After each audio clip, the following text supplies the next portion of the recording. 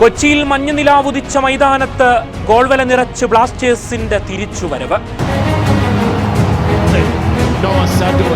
വർഷങ്ങളുടെ നിരാശയിലും തളരാത്ത ആരാധക കൂട്ടത്തിനാവോളം ആസ്വദിക്കാൻ മഞ്ഞപ്പടയുടെ ത്രില്ലർ മേളം.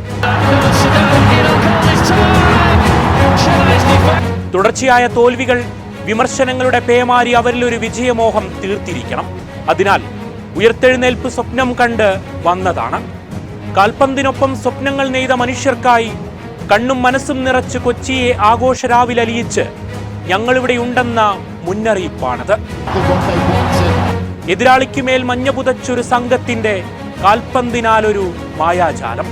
സ്വന്തം മൈതാനത്ത് ആരവമുഖരിതരാവിൽ ആർപ്പുവിളികൾക്ക് അസ്തമയമുണ്ടായതേയില്ല. തുടക്കം ചെന്നൈയിൻ ആക്രമണങ്ങളിൽ വിറയ്ക്കാതെ പതിയെ താളം കണ്ടെത്തുന്നു. പിന്നെയാണ് മത്സരത്തിന്റെ ഗതിമാറി ചെന്നൈ ഗോൾ മുഖം വിറപ്പിച്ചവർ സൂചന തന്നത്. ഇരമ്പിയാർത്തവർ എതിരാളിക്കുമേൽ ഗോൾമഴ തീർത്തു. 56-ാം മിനിറ്റിൽ വലംകാൽ ഷൂട്ടിലൂടെ വലയ്ക്കകത്തേക്ക് കടത്തി ജിമനസ് ബ്ലാസ്റ്റേഴ്സിന് മുന്നിലെത്തിക്കുന്നു. തുടർ തോൽവികൾക്ക് ശേഷം കരുതിക്കൂട്ടിയിറങ്ങിയവരെ മൈതാനത്ത് കണ്ടപ്പോൾ ബ്ലാസ്റ്റേഴ്സിന്റെ വിജയത്തിനായി കാത്തിരുന്നവരുടെ ഉള്ളുതൊട്ട കയ്യടികൾ. മിനിറ്റുകൾക്കപ്പുറം ഇനിയാണ് കളിയെന്ന മട്ടിൽ ചടുലവേഗം നിറഞ്ഞ മത്സരത്തിന് ചൂടുപിടിച്ചു. 70-ാം മിനിറ്റിൽ ബോക്സിന്റെ മധ്യത്തിൽ നിന്നുതിർത്ത ഇടംകാൽ ഷൂട്ടിലൂടെ സൂപ്പർ താരം സദോയിലൂടെ ചെന്നൈ ഗോൾ മുഖത്ത് അടുത്ത പ്രഹരം. തങ്ങളുടെ ദിവസത്തിൽ എതിരാളി ആരെങ്കിലും അവർക്ക് മുകളിൽ പറന്നുയരാൻ ബ്ലാസ്റ്റേഴ്സിനോളം മറ്റാരാണ്? കമന്ററി ബോക്സിൽ ആവേശത്തിൽ ഉയർന്ന വാക്കുകൾ ഗ്യാലറി തൊട്ട് പ്രകമ്പനം കൊണ്ടു. മത്സരം കൈപ്പിടിയിലൊതുക്കിയ ബ്ലാസ്റ്റേഴ്സ് ഗോൾവേട്ട അവസാനിപ്പിക്കാൻ പക്ഷേ ഒരുക്കമായിരുന്നില്ല.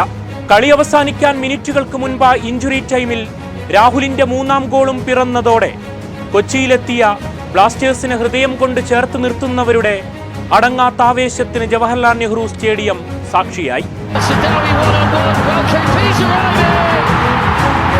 ചെന്നൈക്കെതിരെ ഹാട്രിക് ഗോളിൽ തിരിച്ചുവരവിന്റെ ബ്ലാസ്റ്റേഴ്സിനെയാണ് കണ്ടത്. ഒടുവിൽ തങ്ങളുടെ പ്രിയപ്പെട്ട ആരാധകർക്ക് നന്ദി പറഞ്ഞ് പതിവ് ആഘോഷ നിമിഷങ്ങളിൽ വിജയവഴിയിലേക്ക് മഞ്ഞപ്പടയെത്തി. ആ ഊർജം മനസ്സിലൂതിപ്പെരിപ്പിച്ച് വരും മത്സരങ്ങളിലും ബ്ലാസ്റ്റേഴ്സ് തീർക്കുന്ന വിജയാരവത്തിനായി നമുക്കും കാത്തിരിക്കാം.